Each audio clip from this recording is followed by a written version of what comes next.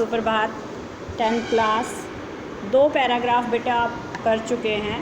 सूरदास के पद तीसरा देखेंगे।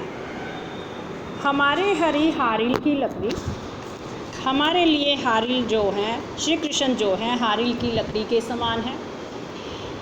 मन क्रम वचन, मन से कर्मों से, यहाँ क्रम का मतलब गिनती नहीं है, कर्मों से वचनों से नंद नंदन उर्फ नंद के बेटे श्री कृष्ण हमारे दिल में समाये हुए हैं। यह दृढ़ करी पकड़ी, और जिन्हें हमने दृढ़ का मतलब मजबूती से, करी पकड़ी अच्छी तरह से पकड़ा हुआ है, यानी हमने उन्हें मजबूती से पकड़ा हुआ है। जैसे हारिल पक्षी होते हैं, एक लकड़ी होती है हारिल की, उसको दोनों तरफ से पकड़ के रखते हैं, तो उसी तरह से हमने भी श्री कृष्ण को अच्छी तरह से मजबूती से पकड़ रखा है। जागत सोवत स्वपन दिवस निसी, जागते हुए सोते हुए सपने में भी, दिन हो चाहे रात हो, यानी कोई भी समय हो। काने काने जकरी, हम केवल काने काने का की रट लगाए रहते हैं, जपते रहते भी कह सकते हो, या रट लगाए रहते हैं। सुनत जोग लागत है ऐसो, और योग का संदेश सुनकर हमें ऐसा लगता है जो कड़वी ककड़ी, जैसे कड़वी ककड़ी हो। जब आप कड़वी ककड़ी खा लेते हैं कभी गलती से, तो क्या कर देते हैं, उसे थूक देते हैं। पूरी तरह से नहीं खाते, एकदम कड़वी कोई भी चीज़ हमारे मुंह में आ जाए हम उसे थूक देते हैं, निकाल देते हैं। उसी तरह गोपियों के लिए योग का संदेश बहुत बेकार चीज़ है, इसीलिए कड़वी ककड़ी के समान उसको बताया है। सु तो व्याधि, तुम तो, व्याधि मतलब बीमारी, हमको ले आए। हे उद्धव, तुम हमारे लिए एक ऐसी बीमारी ले आए हो, देखी सुनी ना करी, जिसे ना हमने कभी देखा है और ना कभी सुना है। यानी योग का संदेश एक तो उन्हें कड़वी ककड़ी के समान लगता है, जो उसे खाना नहीं चाहती, यानी अपनाना नहीं चाहती। दूसरा, उन्हें कैसा लगता है, एक ऐसी बीमारी जो ना कभी उन्होंने देखी है ना कभी सुनी है। यह तो सूर तिन्हीं ले सौंपो जिनके मन चक्री। सूरदास जी कह रहे हैं कि गोपियों ने उद्धव से कहा, यह तो ले जाकर तिन्हीं ले सौंपो, तिन्हीं उन्हीं को ले जाकर सौंप दो, जिनके मन चक्री के समान चंचल हैं। किसकी तरफ इशारा है? श्री कृष्ण की तरफ, क्योंकि उनका ही मन चंचल है। गोपियाँ तो उनसे प्रेम करती थी, करती हैं और करती रहेंगी, लेकिन यहाँ श्री कृष्ण उनसे वादा करके गए हैं कि वो लौटकर वापस आएंगे। अब वहाँ जाकर उन्होंने कहा कि मुझसे नहीं, निर्गुण भगवान से प्रेम करो, जिसका कोई आकार नहीं है, उससे प्रेम करो। निर्गुण ब्रह्म का उन्होंने क्या दिया, उपदेश दिया, जो गोपियों को पसंद नहीं आया। इसीलिए वो कह रही हैं कि ये जो बीमारी तुम हमारे लिए ले आए हो, उसे ले जाकर उन्हीं को सौंप दो जिनका मन चक्री के समान चंचल है। आपसे प्रश्न किया जा सकता है कि किसका मन चक्री के समान चंचल है, या किसकी तरफ इशारा किया गया है, तो आप बताएंगे ये इशारा श्री कृष्ण की तरफ किया गया है। अगला पैराग्राफ देखेंगे बच्चे। हरि है राजनीति पढ़ी आए, श्री कृष्ण ने राजनीति पढ़ ली है। समझी बात कहत मधुकर के समाचार सब पाए।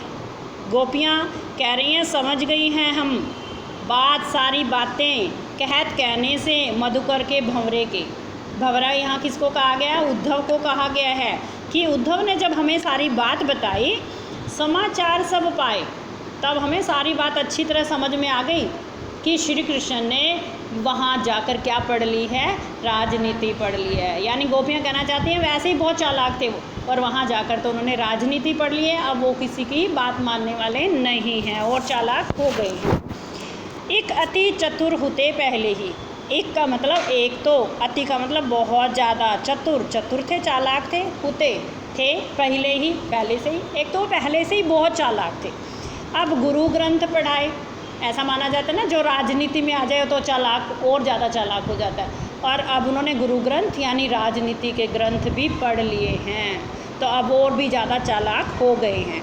बड़ी बुद्धि जानी जो उनकी बुद्धि बहुत बढ़ गई है, बड़ी बुद्धि जानी, ऐसा लगता है हमें लगता है, जानी का मतलब हमारी जान में, हम कहते हैं ना कई बार हमें तो ऐसा लगता है, इसका मतलब हमें ऐसा लगता है कि उनकी बहुत बुद्धि बढ़ गई है।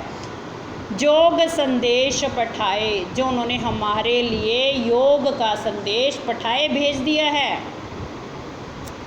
उद्धव भले लोग आगे के, हे उद्धव भले लोग, अच्छे लोग, आगे के पहले के लोग बहुत अच्छे होते थे। परहित डोलत धाय, जो दूसरों की भलाई के लिए, परहित दूसरों की भलाई के लिए, डोलत डोलते फिरते थे, धाय भागना, कैसे भी कह सकते हो, इसका सीधा मतलब है जो दूसरों की भलाई में लगे रहते थे। अब अपने मन फेर पाई हैं, अब हम अपने मन को फिर से पाना चाहती हैं। चलत जो हुते चुराए, चलत चलते हुए, जो हुते उन्होंने चुरा लिया था। जो हमारा मन यहाँ से जाते हुए श्री कृष्ण अपने साथ ले गए हैं, चुरा कर ले गए हैं, उसे हम फिर से पाना चाहते हैं। ते क्यों अनीति करे आपुन, जे और अनीति छुड़ाएं। तो कह रहे हैं वे क्यों, ते क्यों, वे क्यों अनीति अन्याय करें आपुन हमारे साथ, वे हमारे साथ अन्याय क्यों करें, जबकि जे और अनीति छुड़ाए, जबकि वे औरों को अन्याय छोड़ने की बात करते हैं। औरों को कहते हैं कि अन्याय नहीं करना चाहिए, यानी औरों से अन्याय छुड़ाने की बात करते हैं, न्याय की बात करते हैं, तो हमारे साथ वो अन्याय क्यों कर रहे हैं। राज धर्म तो यह सूर, राजा का धर्म तो, सूरदास जी बता रहे हैं कि राजा का धर्म तो यह है जो प्रजा न चाहे सताए, जिसमें प्रजा को सताया ना जाए। राजा का धर्म है कि वो प्रजा को ना सताएं, बल्कि उनकी जैसे हो सके सहायता करे, ये राजा का धर्म है। तो ये आपका पूरा लेसन हो गया। इसमें एक बार काव्य सौंदर्य देख लेंगे, समझ लेंगे। सबसे पहले तो ब्रज भाषा है, अलंकार मैंने बीच बीच में आपको बता दिए थे जो भी हैं, पद छंद है। अब इसमें रस बच्चे बताएंगे, क्योंकि रस आप पढ़ चुके हैं।